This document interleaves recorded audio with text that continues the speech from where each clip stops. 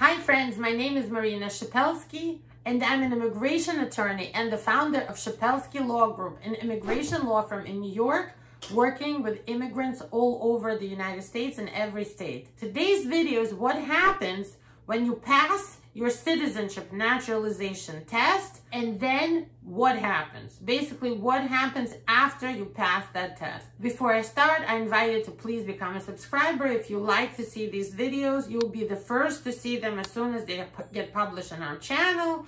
Give us a like if you like this video specifically, if you like our channel, and ask your questions in the comments. If you have comments, if you have questions, please feel free in the comments to drop your question or your remark or your story about, specifically in this video, naturalization. What happened to you when you passed your test and you got an approval letter.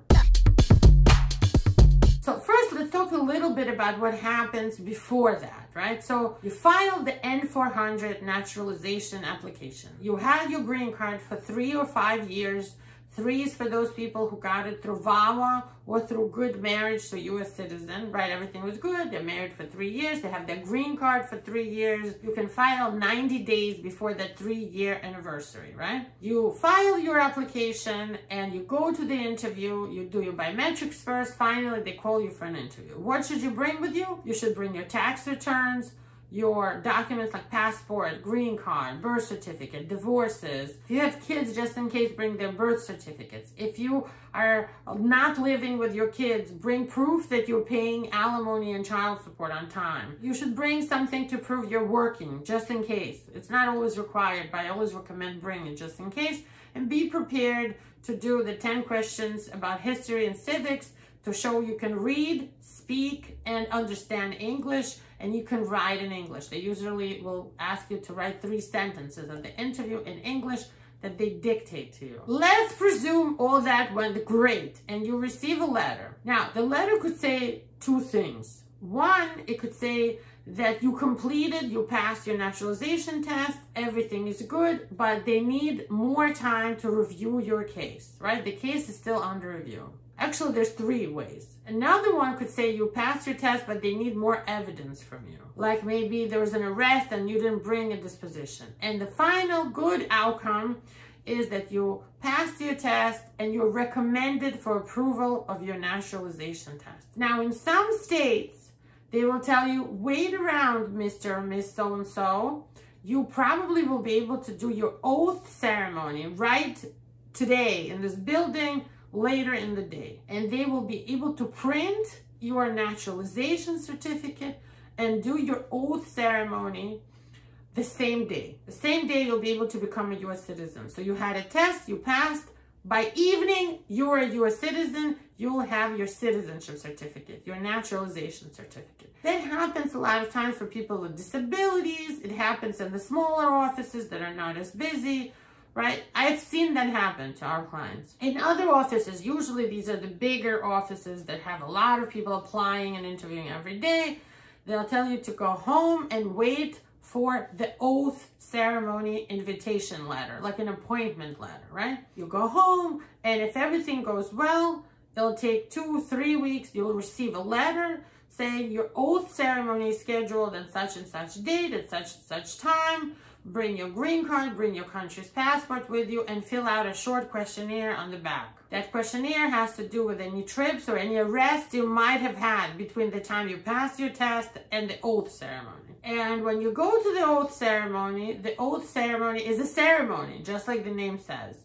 It's meant for you, first of all, to receive your naturalization certificate. And you should immediately look at it and check that your name, date of birth, place of birth, everything is spelled correctly and how you requested it at your interview. If you're changing your name at the oath ceremony, you will receive your naturalization certificate with the name change petition order from the federal court of where you live. So that means they put it through the court that you're allowed to use a new name. And by the way, many people do change their first or last or both names when they become U.S. citizens, usually to make the spelling more Americanized or easier, or maybe they're married and they want to change it to a married name, or they're divorced and they want to go back to their maiden name. So you should make sure your naturalization certificate is correct, spelled correctly, and the name change petition order should also have everything correctly done. If it's done incorrectly, you should go up to them right there and ask them to correct it. If not, do not worry. You can always mail it in with a special form, but then you'll probably have to pay and ask for the correction or amendment later. But you should check right on the spot, because most times they can fix it for you on the spot if there's a mistake. And I've seen people who get so excited and emotional about becoming a U.S. citizen, they forget to look at it and realize there's a mistake there with the date of birth, with the spelling of a name or whatever. All right, so you get to the oath ceremony and you go through the ceremony. They will ask you to stand up, to raise your right hand, and to swear allegiance to the United States. That means they want you to tell them that you will be loyal and true to the United States.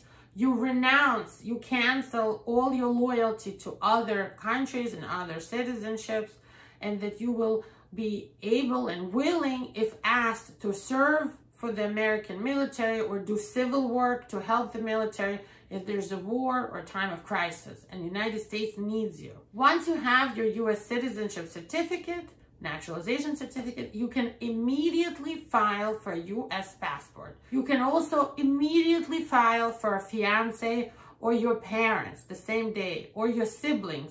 That means your brothers or sisters. The same day you have your naturalization certificate, you can already file for your relatives in the expedited categories, because U.S. citizens' family petitions usually are expedited much faster than all the other categories. The oath ceremony, sometimes they give you a little flag. It's good to bring a family, you know, or a loved one with you, take pictures. It's a really great time. I have attended a few myself. I have attended one for myself because I'm an immigrant and I was naturalized as well, just like you guys will be. So this is a really great ceremony. It's very joyous. Everybody's always happy to become a U.S. citizen. And once you have that certificate, you can apply for a U.S. passport by going to your local post office. And also you could just go online, download the form, prepare the form, do the pictures, and bring it to your post office. Right now, due to COVID, they're a little bit delayed with issuing U.S. passports. And remember, when you apply for a U.S. passport, they will expect you to send them your original naturalization certificate, but they will return it back. Good tip, good advice is to make a few copies and send the original, but keep some copies for yourself. Just in case if they lose it, that happens, then you can apply for a replacement and you'll have a copy in hand. I hope you like this video. Thank you for watching. Become a subscriber. Give us a like, a little heart if you like this video, and write in the comments your own naturalization story. Take care. Bye-bye.